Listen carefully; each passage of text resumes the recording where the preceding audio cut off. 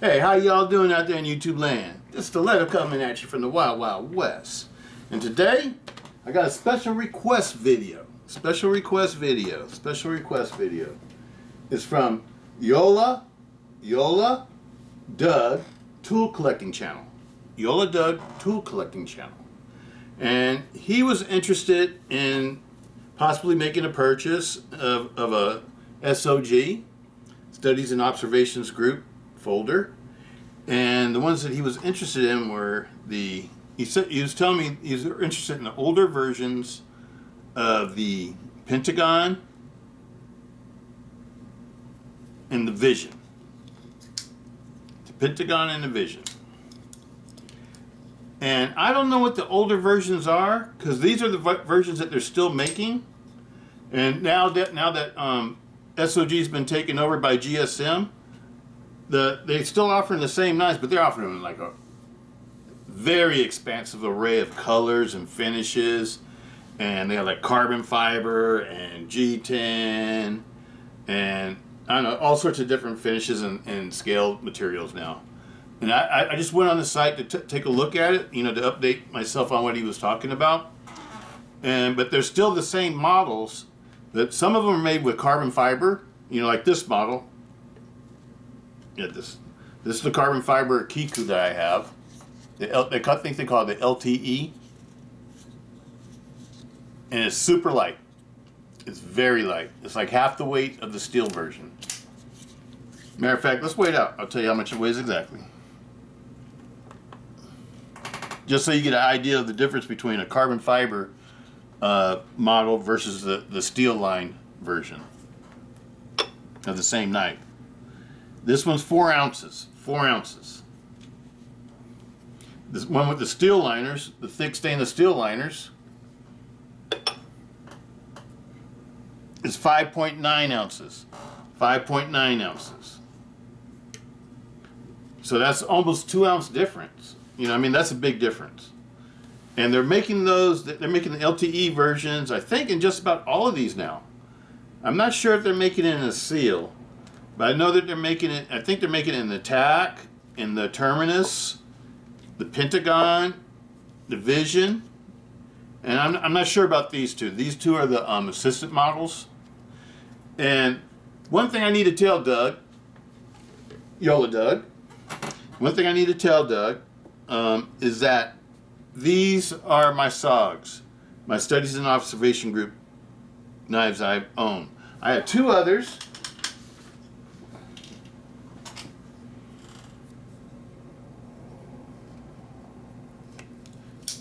There you go. This was called the Twitch XL. What made me buy this one, I didn't buy it when it was new. I bought it as a collector on eBay about a year and a half ago or so. It's a couple years ago. And what made me buy this one, when I got into buying my S.O.Gs, and I saw this one, was the way that the lock works. This is a lockback. A lockback flipper. You see right here? Push on the mid lock, lift up the tab off the flipper, and it closes. And it's also assisted. Kind of neat. This knife has a lot of blade play, up and down, side to side. It's all over the place, but with the way that this lock's made down, even with the up and down and side to side blade play, it's not going to come loose. Because the way that this encases the blade tang, it's pretty much on the blade tang. It looks like I think if this knife was improved and made better, it could be a really awesome knife. I bet you that would be a really strong lock too. I don't know. I think S.O.G, S.O.G might want to go over and rethink this one. I think it could be a good knife if they put a little bit more effort in designing it and the technical side of it. I think it'd be probably a pretty good knife. This is a Twitch XL. It's got this version right here has, I believe it's aluminum scales with stainless steel liners. I just want to show you all that one real quick. This is my entire S.O.G collection. These are all the S.O.G knives that I own. And this one right here is my first Kiko that I bought.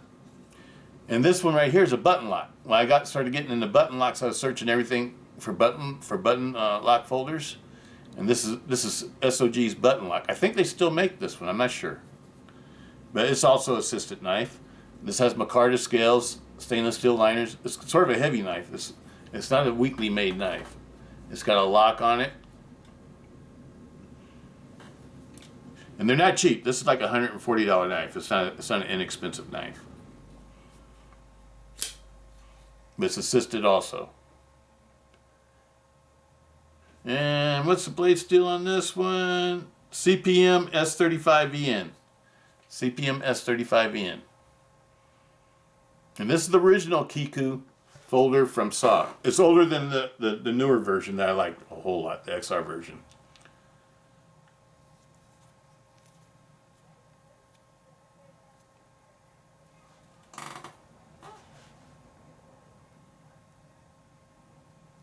I'm pretty sure, I haven't seen too many videos on these, so I don't think too many people even know about this knife. It's a beautifully made knife. Functions beautifully. There you go. Beautifully made knife.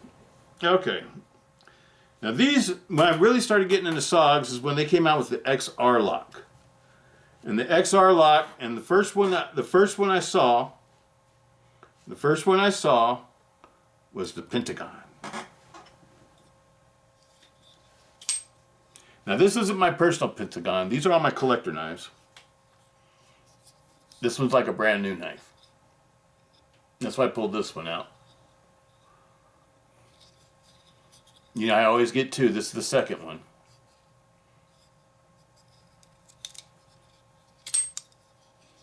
Absolutely love the Pentagon. It's one of my favorite S.O.Gs. Out of all the S.O.Gs I own. Absolutely love the Pentagon. CTS-XHP, stainless steel blade. G10 handles. Full stainless steel liners. Everything about it is perfect. Beautiful knife. And I love this flipper.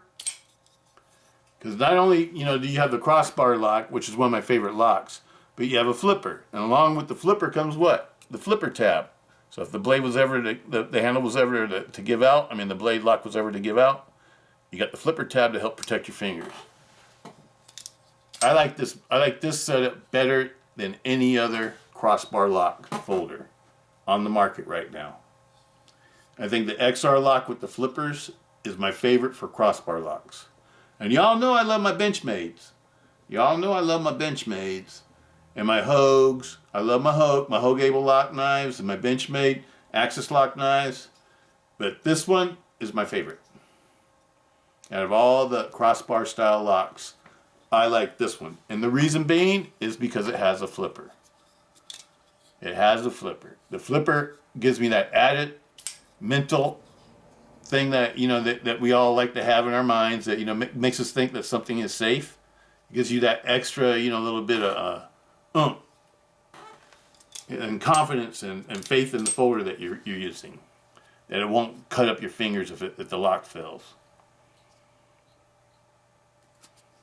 So I really, really, really highly recommend the S.O.G crossbar style lock, the XR lock. If you're gonna if you really want a crossbar style lock knife, this is the one I would recommend the most. This style of lock, the XR lock. Then after that, to me, the Hogue Able and the Benchmade Axis, they're both beautiful locks and beautiful crossbar locks, and I would recommend both of those. I think this is the safest one. But y'all know I love my Ritters. I love my Ritters, I love my Deca, and I love my Benchmade 391 SOCP BK, or SOCP 391 BK. I love those, and I love my Contigos, and now I love my new Adamuses. You know what I'm saying? So, you know, I love those knives too. Don't think I don't love those knives too. I just wish they all had the XR lock. If they all had the XR lock, they'd even be better. because I have total faith in the XR lock. The way it's designed, I love this. This is the best design for a crossbar lock style lock to me. So that's the Pentagon. And the other one said he was interested in both the Pentagon and the Vision. They both have the CTS-XHP blades. And I know they're making new versions now with Damascus and different. I'm not sure if they're using different kinds of steels also, but these are the original ones. These are the original the original XR lock knives. These are the original XR lock knives. These knives were all made by Studies and Observation Group before it was sold out to GSM. I don't have any of the GSM knives. I don't own any of the S.O.G GSM knives. All my S.O.G knives come from the original company. And as far as I know, the new knives are still just the same thing as the original knives. They're using a lot of different blade steels and finishes and handle materials and a whole lot array of colors that you can get them in. So you got a lot more choices now, which is a little bit better than it was when I bought these. When I bought these, the only choice you had was black. That's all these were. These were the only styles offered. The Pentagon, I think the Pentagon. No, I think when I got these, they were just black, and then I think the OD green came out like later, like a year later or something like that. The next group of them that came out, I think they came out with the OD green. I think they just had the OD green and the black, and when they sold out to GSM. Now GSM S.O.G has all sorts of different colors. But the original ones, they just came in black. They just came like this. They didn't come in any other way. The other ones I really like. Both of these. This one has like a 3.5 inch blade. Is that right? Let me make sure I'm telling you good information here. 3.25 inch blade. A little bit over 3.25. Almost in between 3.25 and 3.5, right around there. This one's a little bit over 3.5. So this has a shorter blade. The Pentagon has a longer blade. The weights on these,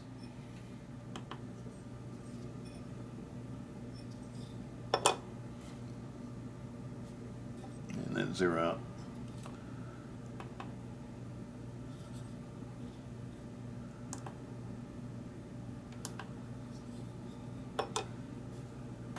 .7 ounces. 4.7 ounces for the Pentagon. 4.5 ounces for the S.O.G Vision. Remember, the Vision is a little bit shorter too, so that might be the difference right there. The other knives I would recommend would be these. I like these too. Now these two are made in Taiwan.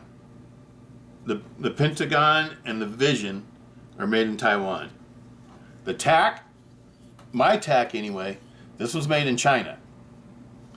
But it's a beautiful knife. Highly recommend it.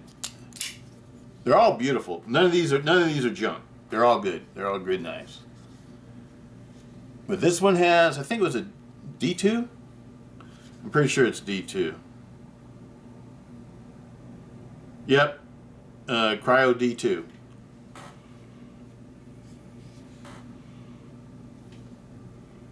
I would recommend that one too. And then the other one that everybody likes is very popular. This one's one that's made in China also. At least mine is. The Terminus and the tack were the two that are made in China. All the rest of them, except for this was made in the United States. These are made in Taiwan, and Taiwan also. The Terminus and the tack are made in China. And this is the tack. This is the D2 one also. This is the original tack. All of mine are the original XR models. I mean, the first year that they were out. The first year that they made them. These are original runs. These were the first ones I bought. I bought these four first.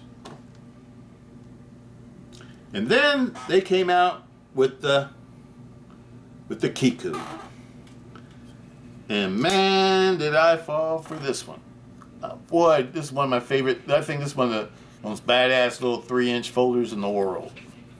And it has a handle that totally fits my hand. You all know I like to have a full 4-finger grip. It's tight, but you know, my hand fits on here totally. I got a full grip. And it's a very, very, very, very, very comfortable grip. I love the way the S.O.G Kiku feels in my hand. It feels like it's having sex with my hand. I really love the way this feels with my in my hand. It fits my hand perfectly. I love it. And this is the steel. This is the stainless steel one, and this one's my favorite. I like the heavier one. I like the heavier one over the 4-ounce one. This one was what, 5.9 ounces, and this has the CTS-XHP blade also, but it's thick. I can't remember what the thickness is. Let's see. Let's check out the thickness real quick. Okay, we're zeroed. Put it out here so everybody can see it.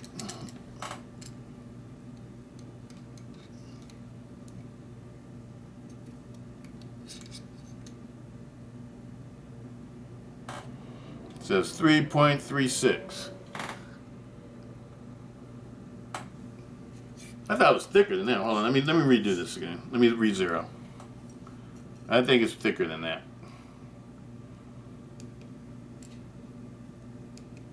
Okay, we're zero. Well, if it says 3.36 again, I believe it. Now it says 3.81. That sounds right. 3.8 millimeter. That's what it looks like too. It doesn't look. It looks definitely thicker than 3.5 millimeter. I thought it might be 4 millimeter, but 3.8. I'll go for that. 3.8. I'll take that. And this is a 3-inch blade. Yep, just touch it like a. I don't know. It's 3 inches. It's 3 inches. And this one right here, it's the same thing. The only difference is that the liners are made out of carbon fiber. I don't know if you could see the carbon fiber. I can see a little bit of the pattern right there on the butt end of the liner. With the entire liners and everything, there's no steel liners in here. It's all carbon fiber, and it has micarta scales. It's made just like the other one. Only difference is that it has carbon fiber liners. And the liners in these, one reason why I really like these, because what makes a crossbar lock strong? Do you know? Well, I'll tell you. It's not just the crossbar itself, but also you have to have thick liners. Thick liners. And look how thick these liners are. I don't think I've seen a knife with thicker liners. Not in a production knife anyway. These liners are super thick. Can you see how thick that is? That's why this knife weighs so much. It's all in the liners. It's not the blade, it's the liners. These liners are super thick. And so are these. They made them exactly the same thickness, only in carbon fiber. That's what I'm trying to show you. Beautiful knife. But these aren't cheap. These aren't cheap. These aren't cheap. And then after I got my this one anyway, the steel one. The next one that I bought or purchased I found a deal on eBay for $155, I think it was, for my S.O.G seal, brand new S.O.G seal, made in U.S.A. This is a U.S.A. S.O.G seal. And so I jumped on it and got it because at that time these were like around $200. And this has an S35 VM blade also. This one's made in the United States. This is the only one out of all these ones on the table that are made in the United States. And it's got FRN handles, but this one's made to be super strong, super strong. And look at the flipper tab. Look how much protection that flipper tab's going to give you. Even if this lock's not going to give out, but even if the lock did give out, look all that protection you got. Look at that. Ain't no way in the world this knife is going to be able to fold in on your hand. Y'all see that? That's why I love these S.O.G seals. The only thing I don't like about the S.O.G seal is the weight. Now, if they made this one in a carbon fiber, I'd be all over it. because it would probably weigh half as much. That means it weighed like about 5 ounces. I would be all over this knife if it was weighing 5 ounces. I'd carry it all the time. Let me see how much this one weighs. Just out of curiosity. So we all can see together how much it weighs. And they might be making an LT version of this. I don't know. I haven't went and checked. I just did a quick glance. It's the first time I haven't looked at S.O.G in a long time, because they haven't come out with a new model that I wanted. So I haven't had no reason to go look at them. Oh, it's 8.2 ounces. I was thinking it would weigh like 10 ounces for some reason. Maybe I'm confusing it with the 4 Max. But it's 8.2 ounces, which isn't all that bad for the type of knife it is, to tell you the truth. 8.2 ounces isn't that bad for this type of knife. But it is a tank. It is a tank. And it feels heavier than 8.2 ounces, but that's what it says it weighs, so I believe it. Now, if they made this in an LTE version, I bet you'd weigh about like 5.5 ounces, maybe. 5 ounces. Because this one's got the thick stainless steel liners also, just like the S.O.G Kiku. You gotta look at big heavy duty steel backspacer. Skull, big old heavy duty steel skull crusher. This is a tank. This knife is beautiful. This to me is a soldier's knife. It's meant for, like soldiers or, rescue people or, people like that, emergency response, soldiers, law enforcement, Secret Service, operators, mercenaries, badass bikers, and fishermen and hunters. No. I absolutely love this knife. This is a beautiful knife. And if they make this in the LT version, you guys will see me get it. And they might be making one. I haven't went and checked. I just went on there tonight, or today after I got off work, because I wanted to just do a little bit of research before I made this video, see what's out there right now. And I saw all sorts of S.O.Gs, and so I will be going back to the site today to see if they do have anything that I'm interested in. But I'm not interested in getting something just because it's a different color. I'm not going to do that. And most of these knives, I like them in the steel. The lighter weight ones, I don't have a need to make them even lighter. To me, the best weight for a knife to me is like in between. For knives that I will end up carrying a lot, I'm being honest with y'all. The knives I carry the most usually weigh in between 3.5 to 4.5 ounces. I would even push it up to 5 ounces maybe. That's sort of like pushing the limits to where I don't want to carry anything heavier than that. I'm talking about for everyday carry. Knives that I carry all the time. The knives I carry all the time are pretty much like these knives, like a Pentagon or a Vision or a Tac. Terminus might be, well, this Terminus is nice. I forgot how nice the Terminuses are. The Terminus, I get a full hand grip. I don't like knives I can't get a full hand grip. I love small knives, but I don't like small knives that don't allow me to have a full hand grip. That's one reason why I like the AD 20.5 so much, is because I like the handle. The handle gives me a full grip. And it feels like somebody can't pull that knife out of my hand when I'm holding on to it. Alright, these are the manuals. These are my manuals. These right here, these are assisted. And these are the non-XR lock ones I have. This is a push button lock. That's the Kiku. And this is a Twitch XL. Twitch XL. And these right here, I'm going to do this one first. No, I'm gonna do this one first, the Aegis. This is S.O.G Aegis. And these have the XR lock also. And they have S.O.G's coil spring. I think it's a coil spring. I've never taken one apart, so I can't tell you exactly what's on the inside of this one. All I can say is that these are awesome. I love the S.O.G assisted knives. Now, I've never carried one long enough to tear it up or break it or whatever. This one I carried a lot. The Flash I carried a lot. This one I haven't really ever carried that much. I think I carried maybe like 2 or 3 times total. I didn't carry that much. Why? Because I didn't really care for the color after I got it. The color wasn't like doing it for me. It looked kind of goofy to me. But I liked the knife. The knife is awesome. Great little utility blade for a hunter, fisherman, you know, I don't know, for everyday carry, whatever you need. I think this would be a good knife for hunting too, for, you know, cleaning game, especially like doing doves and quail and pheasants. Awesome knife. It feels good in hand. It's got a nice full grip. Nice full grip. The blade, how long is this blade? 3 inches. 3-inch blade. But it's a 3-inch bladed knife with a full handle. See, I'm one of those kind of people, if a knife that has a 3-inch blade, I don't want the knife to be fitting the handle just right.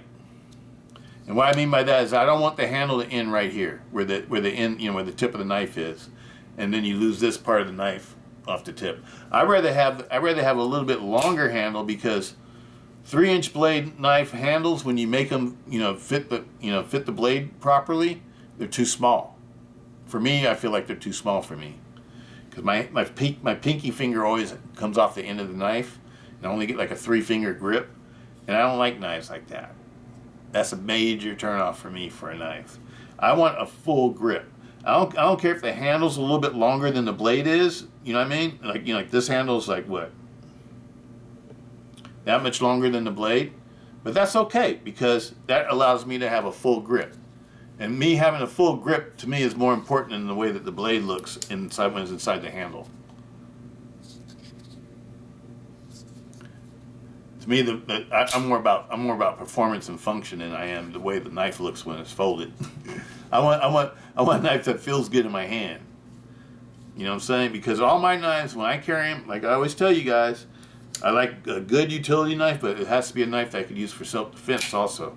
And the key to a good self-defense knife is a knife with a good grip. That's my opinion. I don't think you should try to pick a self-defense knife or a self-defense tool that has a bad grip. And that goes for firearms too. Don't get one of those firearms with like a little 3-finger grip in your hand finger, like when you get like a small snub nose or something like that, or a small automatic. They always got those little short grips. I hate those things. If I'm gonna be shooting, I want a full grip. I want to shoot. I'm a person that likes to shoot accurately. I shot expert the whole time I was in the military. I grew up shooting. I grew up hunting. I started hunting when I was a little kid. I got my first shotgun when I was 5 years old. And it's like, I grew up, on my grandpa's ranch and hunting and fishing all the time. When I was a little kid, my grandpa used to pay me $0.10 a bird, because he had almond orchards on his property also. Besides, he had cattle and almond orchards, and he had he raised his own grain and stuff like that too. But he grew his own grain, not raised it. But and we had he raised chickens every year for the entire family. So each family got like 200 chickens, and each family got a cow each year to put in their freezers. And what else? We got a pig each year, either one pig, 1 cow, and 200 chickens. That's what each family got. And Grandpa grew all that stuff for everybody. He raised all that stuff for everybody, but the kids would have to be there in the summertime helping them out. And that was fun, because Grandpa had a gang of stories. He is from Louisiana, Baton Rouge, Louisiana. And he moved out to California back in the early 1900s and moved to San Jose. Opened up a plumbing business, and that became real successful. And then he moved up to Gwenda, California, in between Clear Lake and Cache Creek. It's like I don't know. We had fun. It was a fun. I had a real fun childhood when I was ever out in the country. In the city, sometimes it kind of sucks, because I was always in fights when I was a kid. Not because I wanted to be in fights, it's because kids were always trying to pick on me and stuff, so I would always fight back. And by the time I got to junior high school, nobody was picking on me no more. But anyway, that's another whole nother story that I can go off into. But I absolutely love these. These are awesome knives. Awesome knives. And the Flash, out of all the assistant knives from S.O.G, this is my favorite one. Why? Number one, I love the way it looks. And number two, it lives up to its name. It is the Flash. This thing is so fast. It's so fast. It feels like it wants to jump out your hands when it opens up. Both of these are D2. These are all D2 knives. And these are budget knives. This one's like 50 or 60 bucks or something like that. It wasn't expensive at all. Same thing with this one. It's like 60 bucks, something like that. I think this one's a little bit more expensive than this one. But I like this one. This is the most expensive one out of all the assistant knives I have. This is the Kiku. This was like $140, $34 or something like that. This one, I don't know what it costs new, but I spent like 40 bucks on it on eBay. And I don't know, it's sort of janky because, you know, it's got a lot of blade play and stuff like that. But I didn't really get it because I wanted to use it. I got it because because I was interested in the way the lock worked. And so it was more of I bought it just to be a collector, basically. This one is my favorite assistant one from Studies and Observations Group. The Flash. The Flash. This one I've carried a lot, actually. I've carried this one even to work because I like it so much. But I stopped carrying it to work because it was making too much noise and people were asking me about what it was and stuff like that. So I stopped carrying it. I don't like things that attract attention. This is a little bit, it's about an eighth of an inch. It's about 3 3/8. Yeah, about 3 3/8, something like that. It's a nice knife. Full flat ground blade. This is a nice knife for cutting salami and cheese and doing all the stuff that I use knives for. This is a great knife. Highly recommend it. Look at that handle. Does that handle look familiar? I think it looks real familiar. What does it remind me of?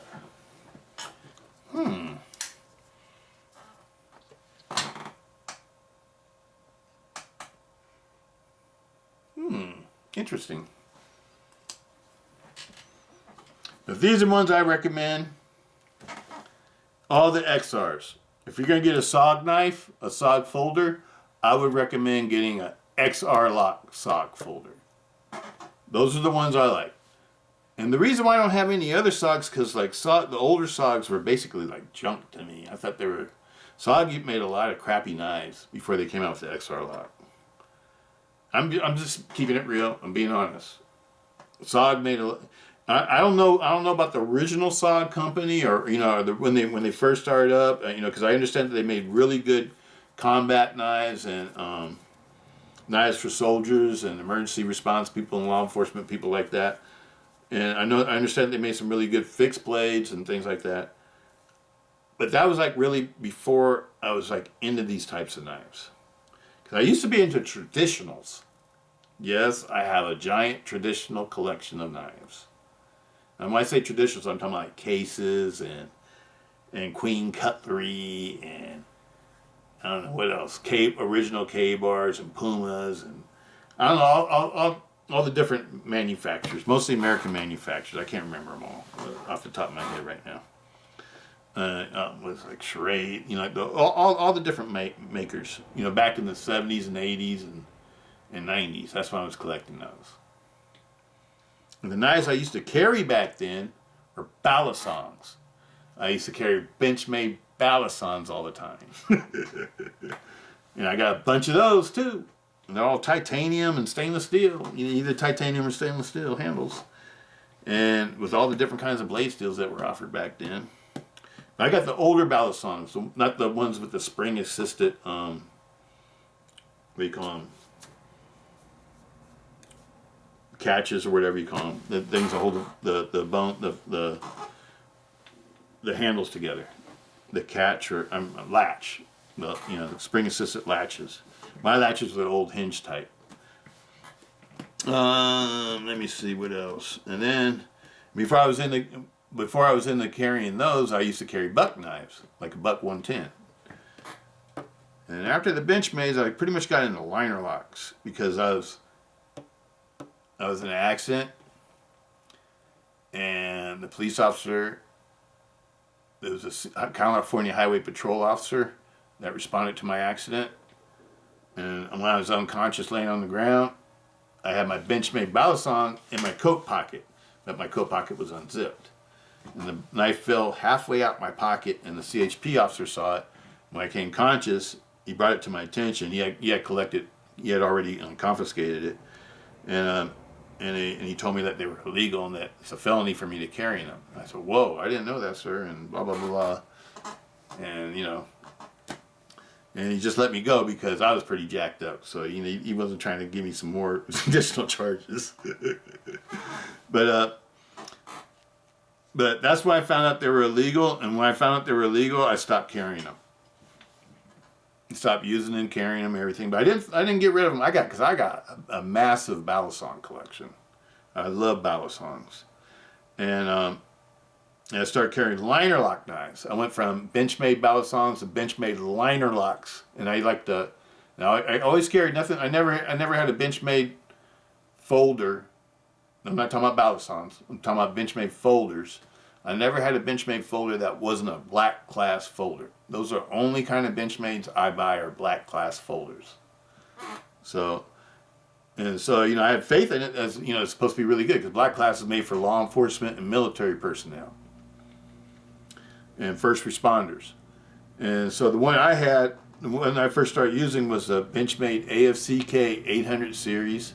And they came with different kind of steels and stuff like that.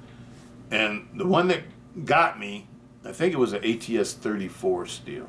I want to say it was ATS-34. But I won't swear to that because it could have been 154 CM maybe. I don't know. It was like one of those kind of steels. And it had titanium liners. That's back when, titanium was commonly used in expensive knives, and it didn't really make the knife cost more. Titanium was like a better grade of aluminum, sort of, it seemed like.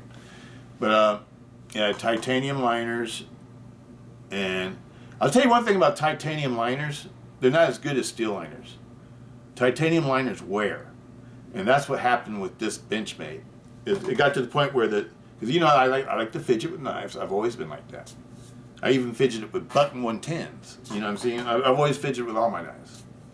Except for, you can't fidget with a slip joint. But other, lockback knives, I've always been able to fidget with them once you broke them in and wore them out a little bit. And so anyway, my Benchmade 800 AFCK, it got to the point where it started having blade play. A little bit of blade play and stuff like that. Because I carry that knife every day for about 6 or 7 years, something like that. A long time.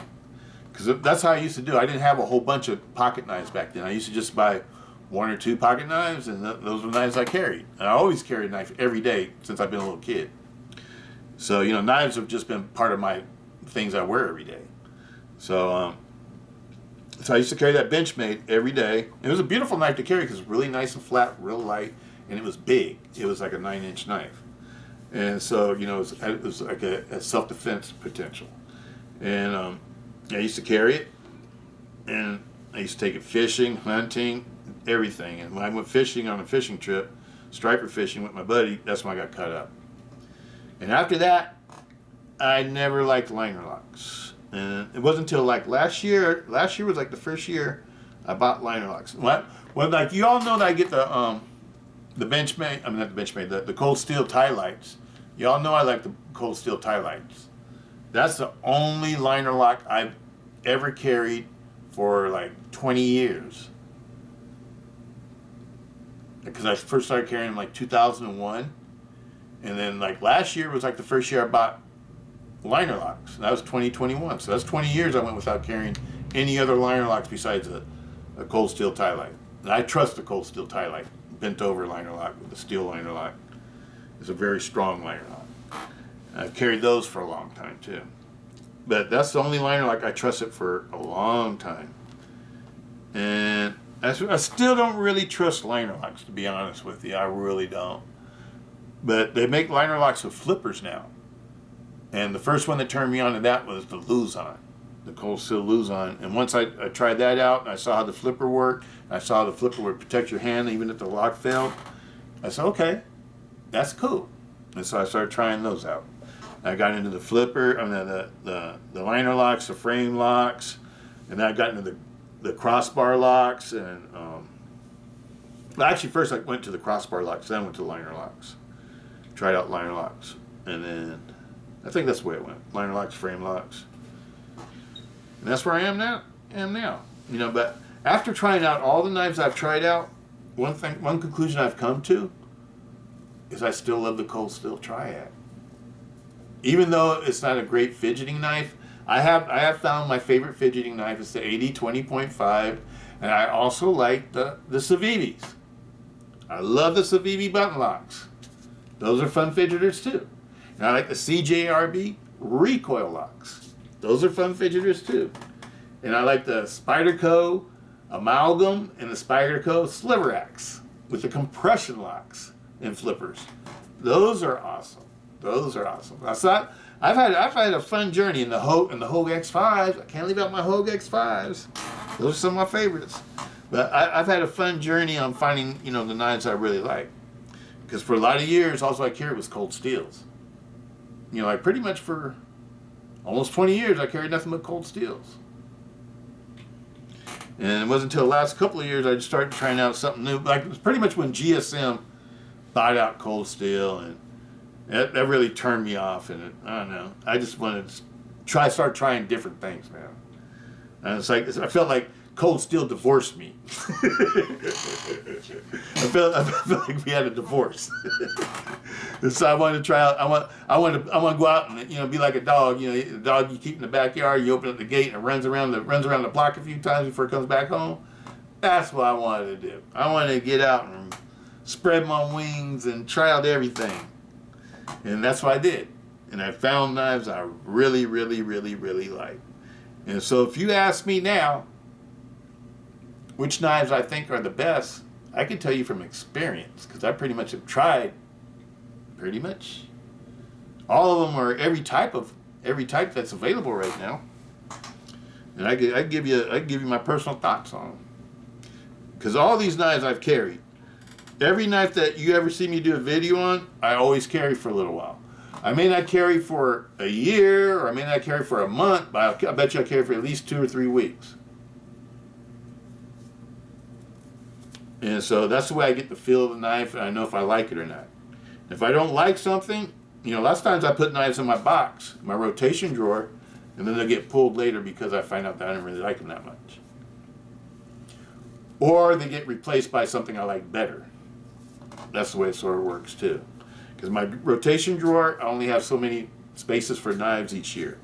My rotation drawer reflects the knives I've been sharing with you guys and and doing videos on for that year.